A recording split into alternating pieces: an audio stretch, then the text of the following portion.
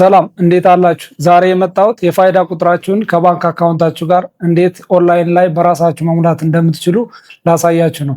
ብሔራዊ ባንክ የፋይዳ ቁጥራችን ከባንክ አካውንታችን ጋር እንድናያይዝ ጥብቅ መመሪያ ካወጣ ቆይቷል። ነገር ግን ብዙ ሰው የፋይዳ ቁጥሩን ከባንክ አካውንቱ ጋር ኦንላይን ላይ በራሱ ኢንተግሬት ለማድረግ ብዙ ሲቸገር እናያለን። ስለዚህ ዛሬ ኦንላይን ላይ በራሳችሁ እንዴት አድርጋችሁ የፋይዳ ቁጥራችሁን ከባንክ አካውንታችሁ ጋር እንደምታገናኙ እንዲሁም ኦንላይን ላይ ኢንተግሬት የምታደርጉባቸውን ታማኝ ሊንኮችን የት እንደምታገኙና የራሳችሁን ከገንዘብ አጭበርባሪዎችና ስካመሮች እንዴት ራሳችሁ መጠበቅ እንዳለባችሁ አሳያችኋል። በራሳችሁ ኦንላይን ላይ የፋይዳ ቁጥራችሁን ከባንክ አካውንታችሁ ጋር ኢንተግሬት ለማድረግ ታማኝ የሆኑ ሊንኮች መጠቀም አለባችሁ። እነዚህ ታማኝ ሊንኮች የሚገኙት ደግሞ የብሔራዊ መታወቂያ ድርጅት በራሱ የሶሻል ሚዲያ አካውንት ላይ ሊስት ያደረጋቸው የፋይዳ ቁጥራችን ባንኮች ጋር ኢንተግሬት የምናደርግባቸው ሊንኮችን አስቀምጧል። የትኛውም ሶሻል ሚዲያ ላይ ያልቀመጡ ሊንኮችን በፍጹም እንዳትጠቀሙ።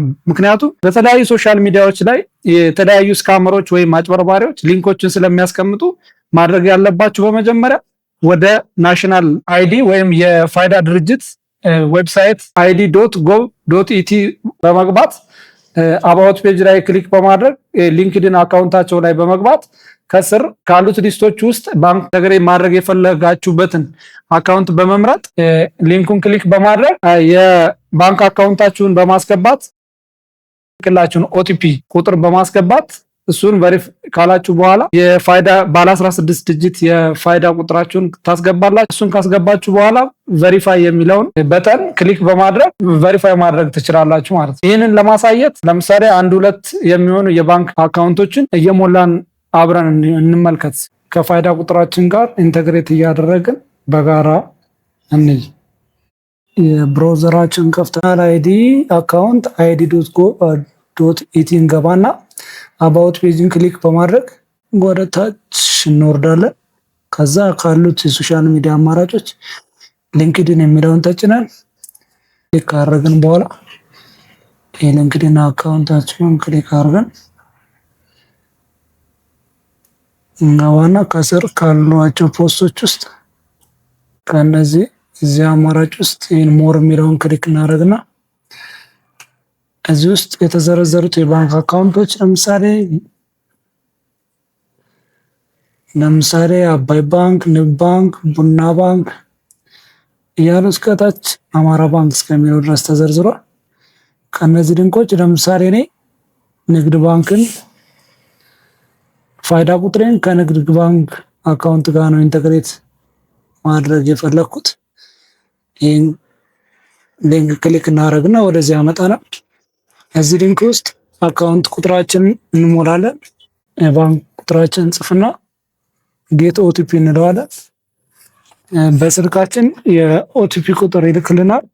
አሁን የኦቲፒ ቁጥር ልኮልኛል። ኦቲፒ ቁጥሬን አስገባለሁ። ኦቲፒ ቁጥሩን ከተሰጣችን ሰዓት ውስጥ ካላስገባን ኤክስፓየር ስለሚያደርግ አስገባን በኋላ ቨሪፋይ እንለዋለን። ቨሪፋይ ካልን በኋላ በዚህ ቨሪፊኬሽን ይለኛል። ከዛ የፋይዳን ቁጥሬ እንዳስገባ ይጠይቀኛል። የፋይዳን ቁጥሬ ካስገባው በኋላ ሴንድ ኮድ ስለው ኢንተግሬት የፋይዳ ቁጥሬን ከንግድ ባንክ አካውንት ጋር ኢንተግሬት ያደርግልኛል ማለት ነው። ቨሪፋይ አድርጎ መውጣት። ሌሎችም እንዲህ ተመሳሳይ ናቸው።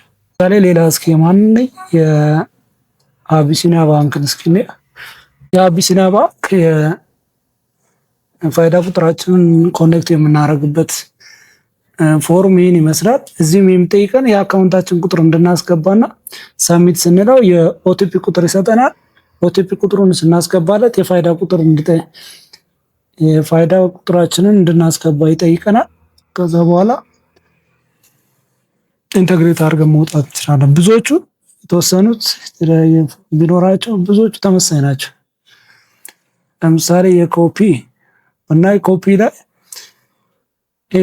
እስኪ ፎርም መጀመሪያ የአካውንት ባለ 3 ዲጂት አካውንት ቁጥራችን እንድናስገባ እንትን ይለናል። ከዛ የሴኩሪቲ ቬሪፊኬሽን ኮድ TLH 723 እንድናስገባ ይጠይቀናል። እሱን ካስገባን ሴንድ እሱን አስገባን በኋላ ሴንድ ኦቲፒ እንለዋለን። የኦቲፒ ቁጥራችንን ጊዜያዊ የይለፍ ቃል በኤስኤምኤስ ይልክልናል። ከዛ በኋላ የፋይዳ ኦቲፒ ቁጥሩን ካስገባን በኋላ የፋይዳ ቁጥሩን እንድናስገባ ይጠይቀናል። እሱን ካስገባን በኋላ ቬሪፋይ ብሎ መውጣት። ስለዚህ አንዴ ቬሪፋይ ካረጋችሁ በኋላ ድጋሜ ቬሪፋይ ለማድረግ ስትገቡ ያው ቬሪፋይ እንዳደረጋችሁ ያሳያችኋል። እሱ ማድረጋችሁ አለማድረጋችሁ ነው። የባንክ ኢንተግሬት ማድረግ የምትፈልጉበት አካውንት ሊንኮች ላይ በመግባት በዚሁ አጋጣሚ ቼክ ማድረግ ትችላላችሁ።